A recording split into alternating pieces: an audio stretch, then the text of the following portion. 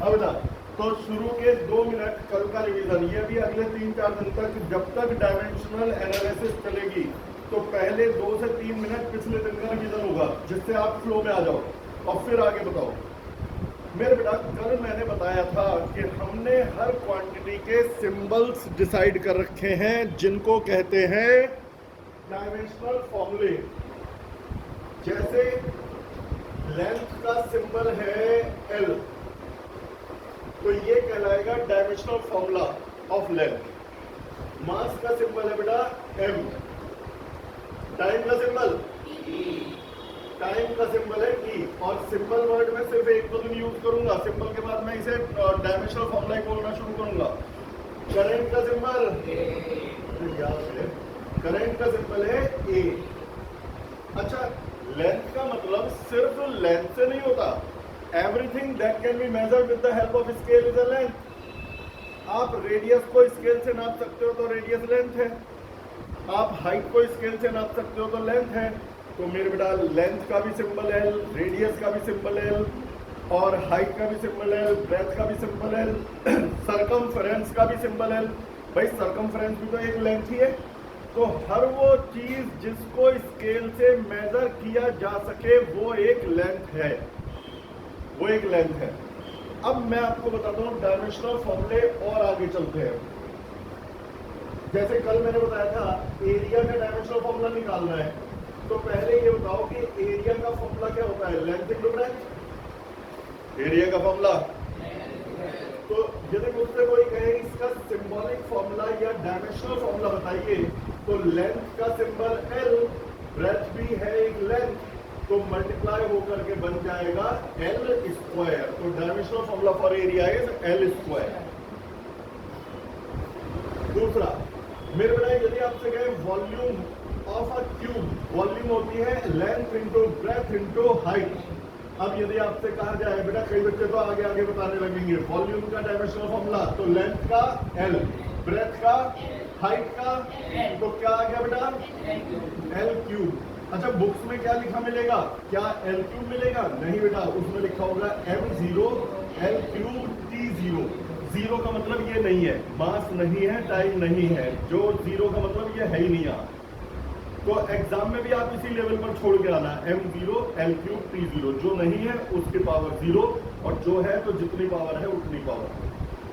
अब मैं बताता हूं नेक्स्ट पॉइंट, एंगल का डायमेंशनल फॉर्मूला। अब मेरी एक बात सुनिए बेटा, यहां पर तुम्हारे बुक्स में, सिलेबस में एक बहुत बड़ा खिलवाड़ किया गया है बच्चों के साथ।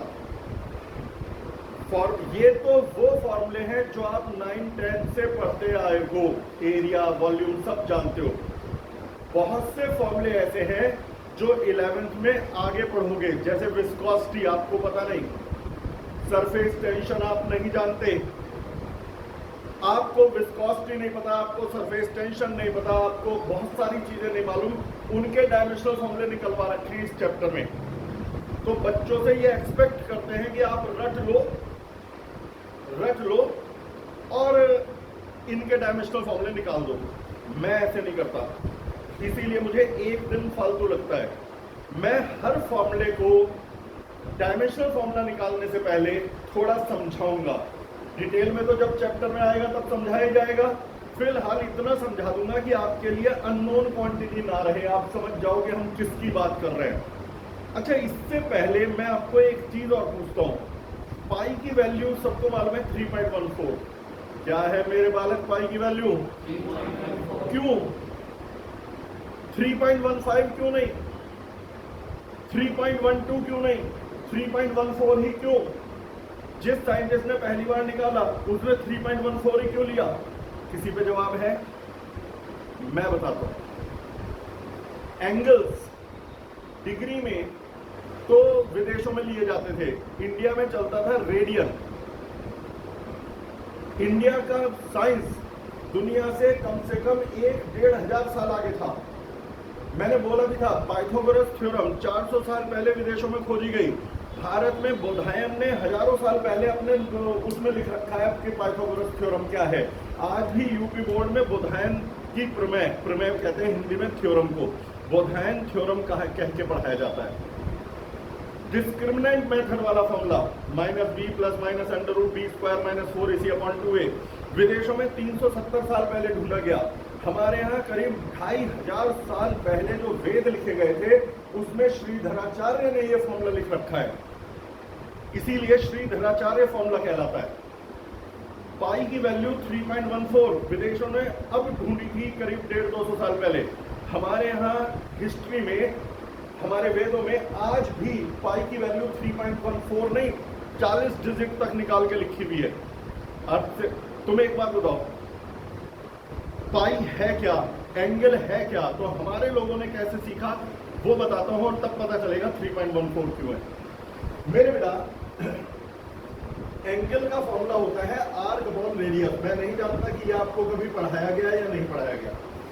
Angle is equal to arc upon radius, कभी यूज हुआ इसका? मेरे बेटा, एंगल होता है आर्क अपॉन रेडियस।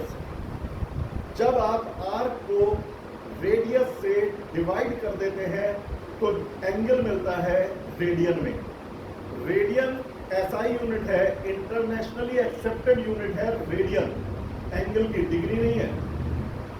तो मेरे बेटा ये फॉर्मूला ही आगे चल के काम आएगा। तो अब मैं इसके बेस बता रहा हूं। यदि आप एक आर्क बनाए और उसे सेंटर से जोड़ दें, ये है सेंटर ऑफ द सर्किल और ये है आर्क। आर्क की लेंथ है सपोज 1.3 मीटर और रेडियस है 1 मीटर। मान लो, अभी मैंने कोई नापा तो है नहीं, तो आर्क को लिखो 1.3, रेडियस को लिखो 1, डिवाइड करके आंसर आएगा 1.3 रेडियन का एंगल। ये कहलाएगा 1.3 रेडियन का एंगल। रेडियन सुना तो कभी होगा कि एंगल्स रेडियन में भी होते हैं, नहीं पता आपको रेडियन में? अब हायर लेवल पर रेडियन चलेगा, डिग्री तो बहुत कम यूज होगा। भाई तुम्हें जब किसी ने बताया पाई 3.14, किसी ने तो बोला होगा, तो यूनिट नहीं बताई। पाई की यूनिट होती है रेडियन, 3.14 रेडियन। यदि मैं आपसे कहूं बेटा ये आर्क है और ये रेडियस ऑफ द सर्किल है, तो कितने रेडियन का एंगल है, कितने रेडियन का एंगल है? तो आप कहोगे sir length of the arc नाप लो, एक डोरी लेना, उस डोरी को इस पर बिछाते चले जाना और उस डोरी को सीधा करके लेंथ नाप लेना, आर्क आ जाएगी।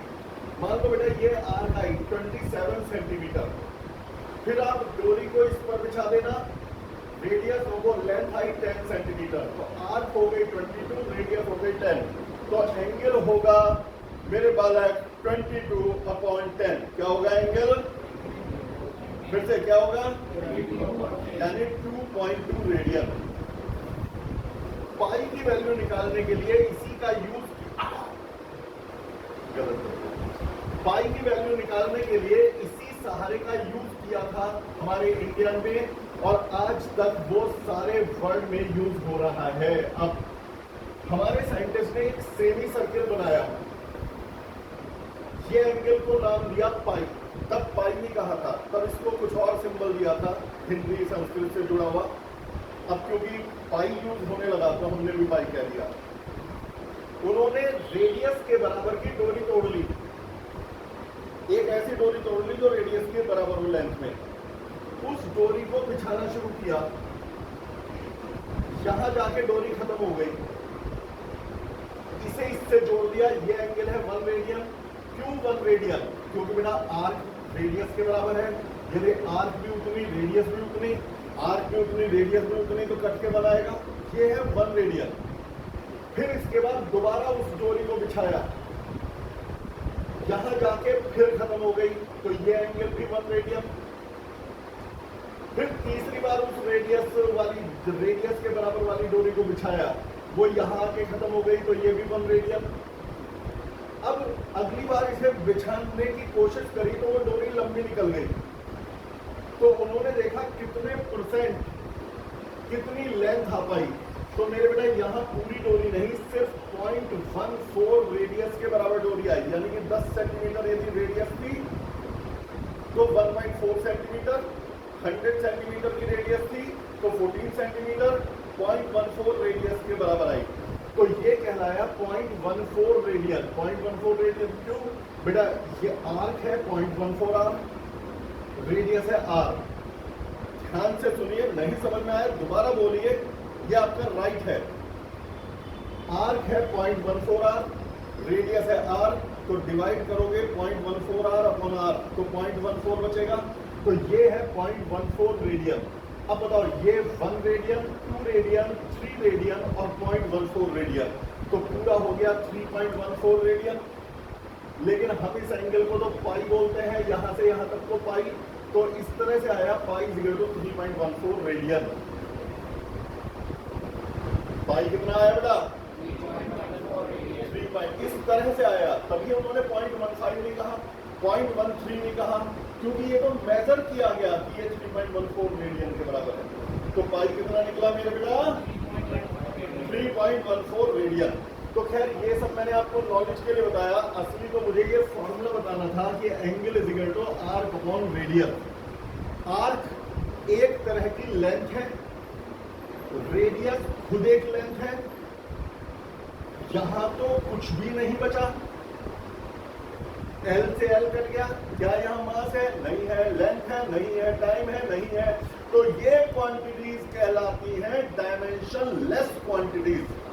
इनकी डायमेंशंस नहीं होती, डायमेंशन लेस। और यदि कोई कहे डायमेंशनल फॉर्मूला लिखो, तो मास नहीं है तो मास की पावर 0, लेंथ भी नहीं है, लेंथ की पावर 0, टाइम भी नहीं है, टाइम की पावर 0, m0, l0, t0। अच्छा, मैंने कल एक बात बोली थी कि जिन क्वांटिटीज की यूनिट सेम होती है उनके डायमेंशनल फॉर्मूले सेम आते हैं। याद है आप लोगों को? नहीं याद है? तो एरिया का यूनिट हमेशा मीटर स्क्वायर आती है। तो एरिया किसी का भी हो, उसका डायमेंशनल फॉर्मूला एल स्क्वायर ही होना चाहिए। जिनकी यूनिट सेम उनके डायमेंशनल फॉर्मूले सेम। एरिया सर्किल का हो, स्क्वायर का हो, रेक्टेंगल का हो या सरफेस एरिया ऑफ स्फीयर हो, कुछ भी हो, सबका डायमेंशनल फॉर्मूला एल स्क्वायर होना चाहिए, क्योंकि सभी की यूनिट मीटर स्क्वायर है। तो अब मैं प्रूफ करूंगा कि किसी का भी एरिया ले लो सेम आएगा। जैसे मैं पहले लेता हूं रेक्टेंगल का एरिया। कितना एरिया? Length into breadth. तो डायमेंशनल फॉर्मूला क्या हो जाएगा? लेंथ भी एल, ब्रेथ भी एल, तो कितना आ गया? L square. बेटा वो एग्जाम में लिखना m0, l2, t0। एक बात और काम की, कल टेस्ट नहीं होगा, हर सैटरडे टेस्ट रहेंगे, लेकिन अभी इतनी पढ़ाई नहीं हुई। जो टेस्ट लिया जाए तो कल पढ़ाई होगी। जब थोड़ा सा सिलेबस आगे बढ़ जाए, भाई कम से कम ऐसा तो 10-20 टॉपिक पढ़ रखे हैं तो टेस्ट दे रहे हैं। 3 टॉपिक पढ़ाए, टेस्ट होना है तो 3 ही आएंगे, पेपर आउट। तो कल पढ़ने के हिसाब से सब बालक आ जाइएगा। मैं पहले कह रहा हूं, मैं बहुत ही कम स्टूडेंट रखने वाला हूं। जिसका भी मुझे लगा ये पढ़ने में ध्यान नहीं दे रहा, टेस्ट वगैरह को बहुत लाइटली ले रहा है, तो बिना फिर मेरे को सॉरी कहना पड़ेगा।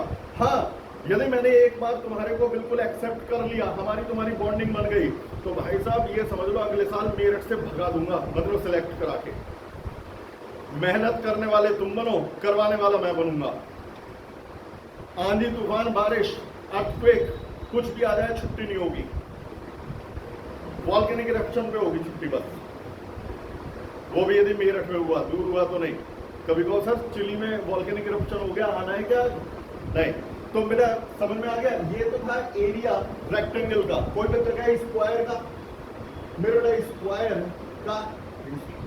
का एरिया होता है साइड स्क्वायर। साइड खुद एक लेंथ है, तो एल स्क्वायर ही आ गया। कई बच्चे कहेंगे सर सर्किल का बताओ। चलो भाई, सर्किल का एरिया खुद बोल दो। एरिया का formula pi r square. Area का डायमेंशनल फॉर्मूला पाई एक एंगल है। पाई क्या है? तो वो तो डायमेंशन लेस है। अभी तो प्रूफ किया था एंगल डायमेंशन लेस होते हैं, क्योंकि angle arc upon radius, arc भी लेंथ, रेडियस भी लेंथ, ये तो डायमेंशन है ही नहीं, छोड़ दो। पाई को छोड़ दो, ये डायमेंशन नहीं है। रेडियस है लेंथ, तो लेंथ का स्क्वायर, फिर एल स्क्वायर आ गया। सर हम स्फीयर का सरफेस एरिया निकाले। अच्छा, देखने में अभी स्फीयर भी वैसा ही लग रहा है, लेकिन स्फीयर का surface area 4 pi r square. क्या फॉर्मूला है स्फीयर के सरफेस एरिया का? खुद बोलोगे मुझे। 4 का डायमेंशनल फॉर्मूला क्या? 4 लेंथ है? नहीं है। 4 मास है? नहीं है। टाइम है? नहीं है। एरिया है? मतलब कुछ भी नहीं है 4, तो डायमेंशनली ये निल है। डायमेंशन यानी इसका कोई भी सिंबल नहीं है। डायमेंशन लेस होने का मतलब सिंबल लेस, इसका सिंबल नहीं है कुछ भी, हटा दो। पाई एक एंगल है डायमेंशन लेस। रेडियस का स्क्वायर यानी एल स्क्वायर, फिर वही आ गया। अच्छा, curve surface area of cylinder, formula तो बता दो। Curve surface area 2πr(h). Curve surface area of cylinder value आप बोलोगे, मैं तो सिर्फ लिख दिया हूं 2 डायमेंशन लेस। पाई क्यों डायमेंशन लेस? एंगल है। जरा अटेंटिव होके बैठो, लेजीनेस में नहीं, बिल्कुल भी सीधे तन तना के, जैसे लोग फ्रंट पे जा रहे हो लड़ने के लिए। कुछ वाले बोलते हैं ना, वो शुरू में सीधे बैठेंगे, थोड़ी देर बाद ये, थोड़ी देर बाद जो लास्ट में। भाई साहब, ये पढ़ाई नहीं होती थी लोग। कम बच्चों का ये तो फायदा है, हर एक पे नजर, कौन क्या कर लिया है। मेरे बेटा, एरिया 2πr(h), 2 डायमेंशन लेस, पाई डायमेंशन लेस, रेडियस है लेंथ, हाइट है लेंथ, एल स्क्वायर। और बताने की जरूरत नहीं, इसका मतलब कोई सा भी एरिया पूछूं, मैं कहूं एरिया ऑफ ट्रेपेजियम का डायमेंशनल फॉर्मूला बताओ, हैंड से लिख के आना है L square. Area of concave mirror, बच्चे घबरा जाते हैं, मैं घबराने नहीं देता। एरिया है ना, यदि एरिया है तो एल स्क्वायर। इसी तरह से वॉल्यूम का भी निकाल लोगे, ओरली करते हैं। वॉल्यूम का फॉर्मूला क्या है? LVH। क्यूबॉइड का ले लो पहले, LVH मन मन में बताना। L लेंथ क्या है? L। ब्रेथ क्या है? हाइट क्या है? तो क्या हो गया? अच्छा, स्फीयर का यदि निकालना पड़े, खुद ही बोलो मेरे बेटा। स्फीयर का वॉल्यूम होता है 4/3πr3। अब मैं नहीं हिंट दूंगा, तो आप बताओगे 4 3 πr3। डायमेंशंस रखना हमेशा ब्रैकेट में। 11 वाले नंबर काट लेते हैं,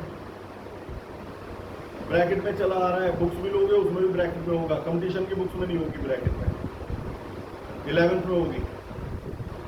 कंपटीशन की भी बात करते रहेंगे, धीरे धीरे आपको कंपटीशन की तरफ भी साइड बाय साइड मोड़ते रहेंगे, लेकिन ऐसे नहीं कि 11th का छूट जाए। 11th का पूरा स्ट्रॉन्ग रहे, जो समय बचे उसके साथ कंटिन्यू। तो मेरे कल पढ़ाई है, क्लास है, जो रिकॉर्डिंग देख रहा है वो भी सुन लेना। तो मेरे बेटा नेक्स्ट ये हो गए। अब मैं आपको बताता हूँ, देखो बेटा, करंट का डायमेंशनल फॉर्मूला याद हो तो बोलना।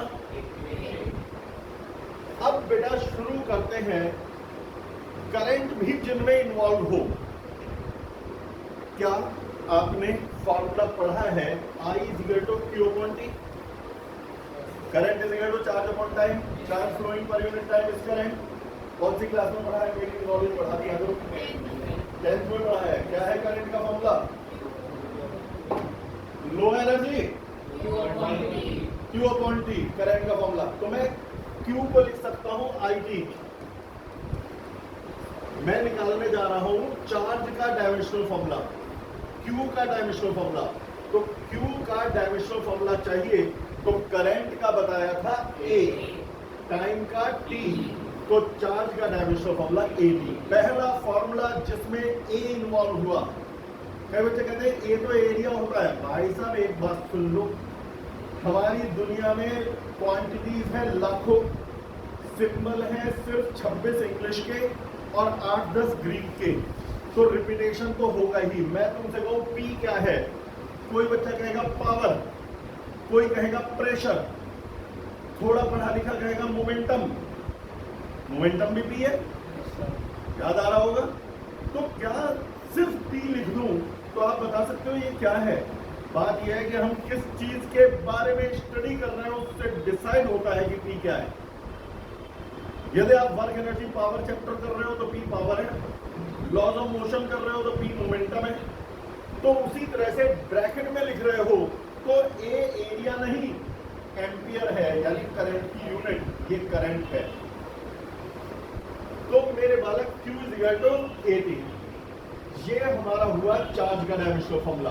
अच्छा, पोटेंशियल का डायमेंशनल फॉर्मूला, पोटेंशियल या पोटेंशियल डिफरेंस V, जिसे वोल्टेज कहते हो आप प्यार से, कहते हैं ना घर में कितनी वोल्टेज आ रही है, तो वो क्या वोल्टेज है, क्या पोटेंशियल डिफरेंस है क्या। मैं अब थोड़ी देर पोटेंशियल डिफरेंस वर्ड यूज नहीं करूंगा, मैं वोल्टेज यूज करूंगा। तुमसे पूछूं घर में कितनी वोल्टेज आती है हमारे यहाँ, 220 वोल्ट। इस बात का मतलब क्या है, 220 वोल्ट आ रही है। भाई मैं हमेशा कहता हूं साइंस का स्टूडेंट वो नहीं जो बुक में लिखा हुआ रट ले, साइंस का स्टूडेंट वो है जो उसके अंदर की गहराई समझ ले। साइंस पढ़ते लाखों बच्चे हैं, लेकिन साइंटिफिक माइंड सिर्फ कुछ हजारों का होता है और साइंटिस्ट कुछ 100 ही बनते हैं। तो मुझे बताने की कोशिश करिए पोटेंशियल डिफरेंस, जैसे घर की वोल्टेज 220 वोल्ट है, इस बात से क्या समझते हो, वोल्टेज कम होने पर पंखा धीरे क्यों चलता है, वोल्टेज ज्यादा होने पर तेज क्यों चलता है। जनता जवाब मांगती है, बोलो कौन बता सकता है। नहीं बता पाओ तो घबराना मत, क्योंकि पिछले साल तक मैं नहीं था आपके साथ, अगले साल से सब बताओगे सबको। मेरे बेटा वोल्टेज यानी कि पोटेंशियल डिफरेंस की डेफिनेशन से शुरू करते हैं। पोटेंशियल डिफरेंस की डेफिनेशन होती है work done in shifting 1 coulomb charge from 1 point two another. ये रटी जरूर होगी। 1 कूलम चार्ज को मैं यहां से लेके यहां आया, मुझे 10 जूल वर्क करना पड़ा, तो मैं कहूंगा इसका और इसका पोटेंशियल डिफरेंस 10 वोल्ट है। मैं 1 कूलम चार्ज को फैन से लेकर यहां तक आया, 1 कूलम, भाई किसी चार्ज को लेके आऊंगा वर्क तो करूंगा, 1 कूलम को यहां से लाके यहां रख दिया, 50 जूल वर्क करना पड़ा, तो मैं कहूंगा potential difference is 50 volt. Voltage that is potential difference is nothing but the work done in shifting 1 coulomb charge. क्या है पोटेंशियल डिफरेंस, वर्क है ये वर्क। अब मैं 1 कूलम को यहां से लेके यहां चला गया, 100 जूल वर्क हुआ, क्या मतलब है इसका, पोटेंशियल डिफरेंस इज 100 वोल्ट। मैं 1 कूलम, पहले मैं समझा रहा हूं, 1 कूलम को मैं ए से लेकर बी तक चला गया, 1 कूलम चार्ज को यहां से यहां ले गया, 70 जूल वर्क हुआ, तो पोटेंशियल डिफरेंस। हमारे घर के सॉकेट में 3 पिन होती है, लाइट, न्यूट्रल और अर्थ। अर्थ तो सिर्फ सेफ्टी के लिए है, चीजों को चलाने के लिए 2 ही पिन काफी है। होते नहीं बहुत सारे 2 पिन से पंखे चलाते हैं, 2 पिन से चलाते हैं, 3rd पिन तो सेफ्टी के लिए है कि कभी आउटर बॉडी में करंट आ जाए तो झटका ना लगे। तो यहां जब आप मान लो किसी फैन को इससे जोड़ते हो तो चार्ज लाइव से निकल के न्यूट्रल की तरफ जाएगा, चार्ज लाइव से न्यूट्रल की तरफ जाएगा। अब यदि 1 कूलम चार्ज यहां से यहां गया तो 220 जूल वर्क करके गया, तो इनका पोटेंशियल डिफरेंस हो गया 220 वोल्ट, वोल्टेज हो गई 220 वोल्ट। तो जब मैं कहता हूं कि हमारे घर की वोल्टेज 220 वोल्ट है, तो इसका मतलब जब चार्ज एक पिन से दूसरे पिन तक जाता है तो 220 जूल वर्क करके जाता है। यदि पंखा होगा तो 220 जूल के वर्क से घूमेगा, भाई पंखे को घुमाने के लिए वर्क करना पड़ता है, तो 220 जूल के वर्क से घूमेगा। मान लो घर की वोल्टेज कम आ रही है, 180 वोल्ट आ रही है, तो अब जब चार्ज जाएगा तो 220 जूल वर्क करके जाएगा या 180 जूल वर्क करके जाएगा, बोलो 180, यानी कम वर्क करेगा। कम वर्क करेगा तो पंखा धीरे चलेगा। भाई वर्क डन, आप खुद सोचो, साइकिल पे रख के और पास में बैठे हुए हो, पहिया घुमा रहे हो, ज्यादा वर्क करोगे तो पहिए को तेज घुमा लोगे, कम वर्क करोगे तो धीरे घुमाओगे। तो वही यहाँ पे चार्ज वर्क कर रहा है, तो जब वोल्टेज ज्यादा आती है तो चार्ज ज्यादा वर्क करता है, और जब वोल्टेज कम आती है तो चार्ज कम वर्क करता है। तो अब कोई आपसे कहेगा कि मेरे घर में 300 वोल्ट आ रही है, तो समझ जाना कि जब 1 कूलम चार्ज एक पिन से निकल के दूसरी पिन की तरफ जा रहा है तो 300 जूल वर्क करके जा रहा है। जरूरत से ज्यादा वर्क करने से चीजें खराब भी हो जाती है। ये पेन है, मैं हल्का सा वर्क करूं तो ये मुड़ गया, और ज्यादा वर्क करूं तो मुड़ गया। मैंने जरूरत से ज्यादा वर्क कर दिया, टूट गया। ओवर वर्क भी तो नुकसानदेह है। एक आदमी वेट लिफ्टिंग कर रहा है, 50 किलो उठाया, बॉडी बन गई, 100 किलो बनाया, उठाया और बन गई, 300 उठाया, वेट उसके ऊपर गिरा, मर गया। ओवर वर्क भी नुकसान देता है। हर चीज की अति बुरी होती है, पुराने बड़े बूढ़े कहते थे। कहा होगा घर में कभी ना कभी, अति सर्वत्र वर्ज्यते, अति मत करो किसी चीज की। कुछ बच्चे साल के शुरुआत में इतनी मेहनत करेंगे, सुबह 3 बजे उठ के रात को 12 बजे तक। मैं कहता हूं पढ़ाई करो, मेहनत करो, बढ़िया है। 15 दिन खूब मेहनत, फिर थकान होने लगेगी, इरिटेशन होने लगेगी, बोरियत होने लगेगी, रोज के एक ही रूटीन से फेड अप हो जाएंगे, फिर किताबें उठा के रख देंगे। अरे भैया, टाइम टेबल ऐसा बनाओ जो शुरू से पूरे साल तक एक साथ चले। एक दिन कभी फुर्सत से जब टाइम होगा तो तुम्हारा टाइम टेबल बनवाऊंगा। यदि आपने उसे फॉलो कर लिया तो उसमें रिलैक्स भी रहेगा और पढ़ाई बहुत बढ़िया होगी। देख बेटा, मैंने ऑन रिकॉर्ड कह रहा हूँ, हाई स्कूल में बोर्ड टॉप किया, इंटर में बोर्ड टॉप किया, बीएससी में मेरठ कॉलेज टॉप किया और एमएससी में यूनिवर्सिटी टॉप करेगी। मैं सेकंड पोजीशन पे कभी नहीं आया, हमेशा फर्स्ट पोजीशन। और एक चीज और ऑन रिकॉर्ड बता रहा हूँ, मैं उस समय आईआईटी रुड़की नहीं होता था, रुड़की इंजीनियरिंग का अलग होता था, मोतीलाल नेहरू का अलग होता था। मेरा रुड़की इंजीनियरिंग में एडमिशन हो गया था, मेरे पास फीस जमा करने के पैसे नहीं थे, एजुकेशन लोन नहीं मिलते थे,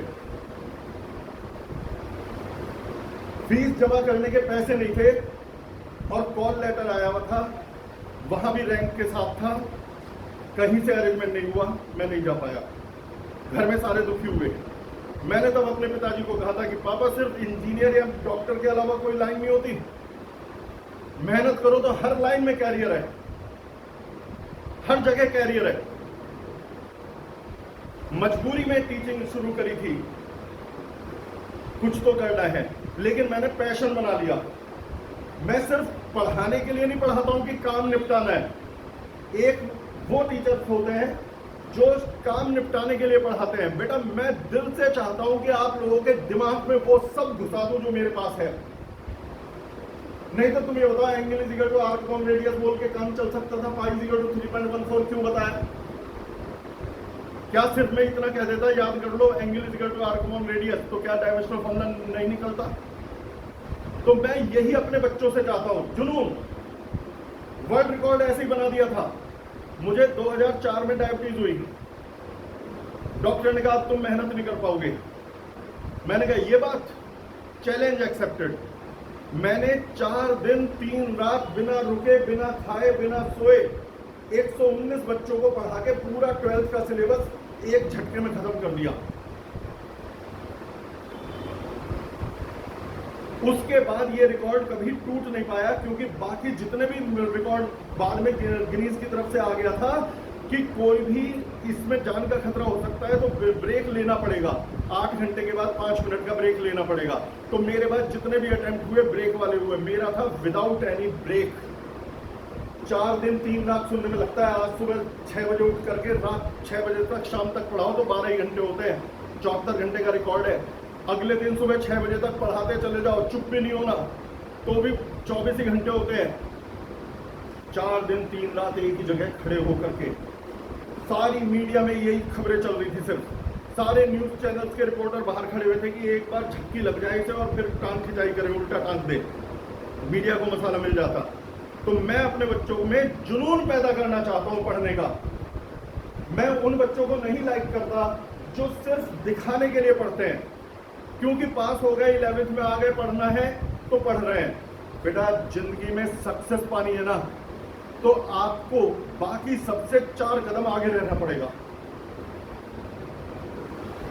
तो यही चीज बता रहा हूं मैं आप लोगों को, बेटा डेडिकेटेड हो जाओ तो दुनिया में कोई भी चीज इम्पॉसिबल नहीं है। मेरा मोटो भी हर जगह लिखा रहता है, impossible itself says I am possible. खैर, अपने टॉपिक पर आगे बढ़ रहे हैं। तो मैं तो भाई देख पूरे साल इसी डेडिकेशन से पढ़ाऊंगा, टेस्ट भी लूंगा। जो टेस्ट नहीं देगा देख क्लास में डांट भी पड़ेगी और उसमें मेरे को कोई कुछ नहीं कहेगा, सर मेरा राइट है। जब बच्चों का कैरियर बनाने की बात आती है तो हम कुछ भी कह सकते हैं। मैं कह नहीं रहा था कि एनर्जेटिक होके बैठो, सीधे बैठो। तो मेरे बेटा पोटेंशियल डिफरेंस के बारे में समझ में आ गया? बताओ पोटेंशियल डिफरेंस यानी कि वोल्टेज क्या है? Work done. 1 कूलम को लाने का वर्क V मतलब वोल्टेज, पोटेंशियल डिफरेंस।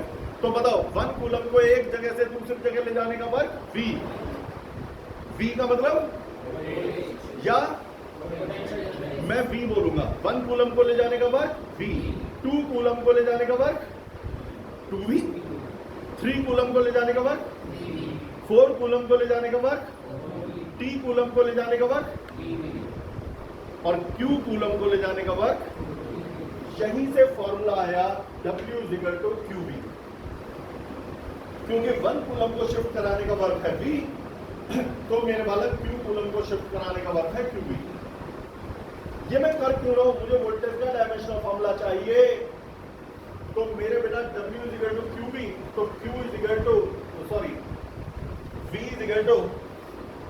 V का निकालना है ना, जिसका निकालना है वो लेफ्ट। V = W/Q। अब V का डायमेंशनल फॉर्मूला चाहिए, तो W का, कई बच्चे कहेंगे याद सा नहीं आ रहा, कल करवाया था, किसी को याद आ रहा हो तो बोल दो। ml²। और कल जो एब्सेंट था बाई चांस तो वीडियो में से मांग लेना, मैं वीडियो भेज दूंगा। सारे लेक्चर रिकॉर्ड होते हैं, कोई सा भी एक छोड़ता ही नहीं। हाँ, तो वर्क का डायमेंशनल फॉर्मूला, तो वर्क का फॉर्मूला है ml² T-2। अब चार्ज का आज ही तो बताया, चार्ज का क्या, तो ये सॉल्व करके आ जाएगा ml² T-3, ml² T-3 A-1। बोलना क्या आएगा? बहुत मुश्किल लग रहे हैं डायमेंशन, नहीं ना? इसमें बस फॉर्मूले पता होने चाहिए। जैसे मान लो तुम्हारे को एग्जाम में आया कि वोल्टेज का डायमेंशनल फॉर्मूला निकालो, तो उसे ये तो पता हो कि V = W/Q। जिसे V = W/Q ही नहीं पता, वो आगे कैसे बढ़ेगा? ठीक है बेटा, नेक्स्ट। अभी आपने निकाला वोल्टेज का, क्या आया था एक बार देख लो। बताओ बेटा, वोल्टेज का डायमेंशनल फॉर्मूला क्या आया था? ml², फिर से बोलना ml²।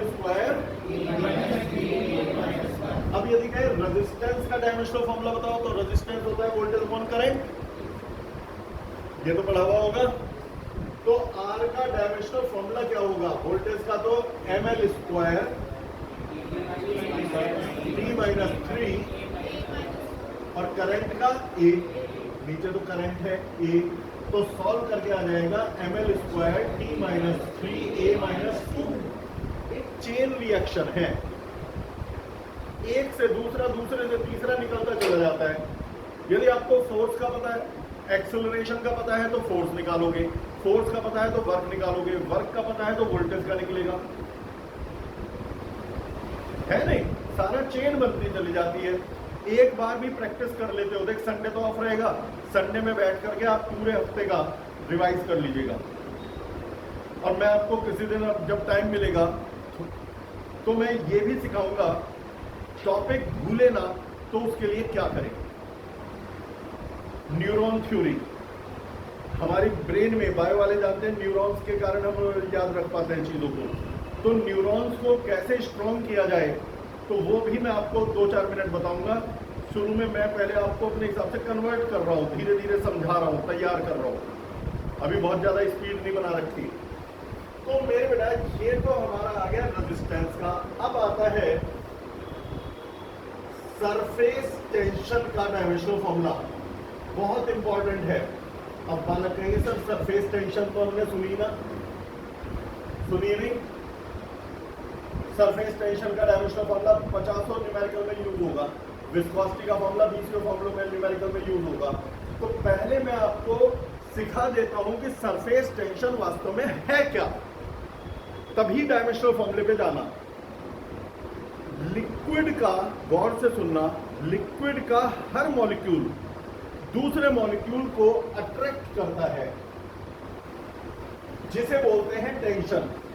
जो बच्चे बिल्कुल फर्स्ट डे से आ रहे हैं, याद होगा मॉलिक्यूल का अट्रैक्शन टेंशन ही था, न्यूमेरिकल कराए थे फर्स्ट डे। तो मेरे बेटा, लिक्विड के अंदर हर मॉलिक्यूल दूसरे मॉलिक्यूल को अट्रैक्ट करता है और वो फोर्स कहलाता है टेंशन। ये तो टेंशन है। फिर सरफेस टेंशन क्या है? मान लो बेटा, एक कंटेनर में मैंने लिक्विड भर दिया, इसमें मॉलिक्यूल यहां भी है, यहां भी है, यहां भी है, यहां भी है, सब जगह मॉलिक्यूल्स हैं, सब जगह मॉलिक्यूल्स हैं। अब सोचो इस मॉलिक्यूल का क्या होगा? इसके लेफ्ट में भी कोई ना कोई मॉलिक्यूल होगा जो इसे अपनी तरफ खींचेगा विद द फोर्स टेंशन। इसके राइट में भी कोई ना कोई मॉलिक्यूल तो होगा जो इसे राइट खींचेगा विद द फोर्स टेंशन। भाई, इस मॉलिक्यूल के क्या लेफ्ट में कोई मॉलिक्यूल नहीं है? राइट में कोई नहीं है? लेफ्ट वाला मॉलिक्यूल लेफ्ट खींच रहा है, राइट वाला मॉलिक्यूल राइट खींच रहा है, दोनों टेंशन इक्वल एंड अपोजिट होंगे करके। ऊपर वाला मॉलिक्यूल अपनी तरफ अट्रैक्ट करेगा, नीचे वाला मॉलिक्यूल अपनी तरफ अट्रैक्ट करेगा। अब यदि एक ही बॉडी पर एक फोर्स ऊपर और बराबर फोर्स नीचे लगाओ तो फोर्स तो खत्म। यहां वाला मॉलिक्यूल इधर पुल करेगा तो यहां वाला इधर पुल करेगा, इधर वाला मॉलिक्यूल इधर पुल करेगा, नीचे वाला मॉलिक्यूल इधर पुल करेगा। तो बताओ what is the net force on it? लेकिन सरफेस पर क्या होगा? सरफेस पे लेफ्ट वाला मॉलिक्यूल लेफ्ट खींचेगा, राइट वाला मॉलिक्यूल राइट खींचेगा, कैंसिल। नीचे वाला मॉलिक्यूल नीचे खींचेगा, ऊपर तो मॉलिक्यूल है ही नहीं। क्या अब भी जीरो आया? क्या अब भी टेंशन जीरो है? यानी टेंशन है। टेंशन इंटीरियर में है या सरफेस पर है? इसीलिए इसे सरफेस टेंशन बोलते हैं।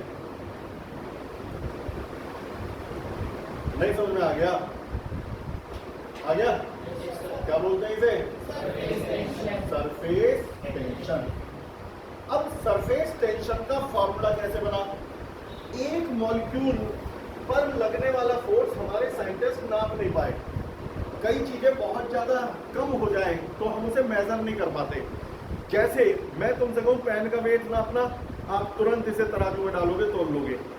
मैं इसका जरा सा टुकड़ा तोड़ करके दूं, इसका वेट नापना, आप गोल्ड स्मिथ के पास जाओगे, ज्वेलर के पास, उसके पास रख दोगे, मिलीग्राम में भी तोल लोगे।